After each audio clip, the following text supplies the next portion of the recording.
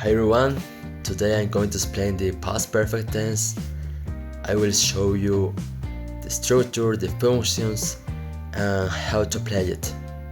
First function, when the action took place before another action in the past. For example, I had eaten breakfast before I went to school. The first action is had eaten. The second action is I went to school. So I ate breakfast before I went to school. That's why we use the past perfect tense to show what happened first. Second function, when the action had a duration before another action in the past.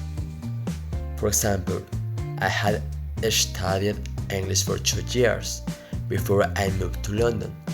The first action is I had studied English. The second action is I moved to London. The studying happened before the moving and it had a duration, also for 2 years. That's why we use the past perfect tense, I had studied. Now we are going to learn the structure in affirmative, negative, and interrogative. Let's see. Affirmative. The structure is formed with a subject plus the auxiliary had plus the main verb in the past participle. For example, I had finished my homework before dinner. We use had for our subjects. I, you, she, he, it, we, they. And the verb is in the past participle form.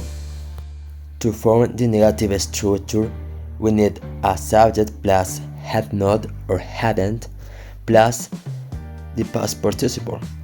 For example, she hadn't seen that movie before last night. We just add not after had, and you can say hadn't in the short form.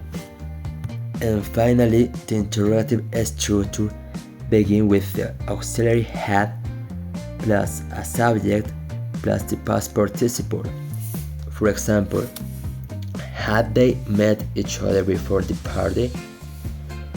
In questions, had comes before the subject, and we answer with yes, I had or no, I hadn't. That's all for today. I hope you understood the past perfect tense and see you in the next video. Bye bye.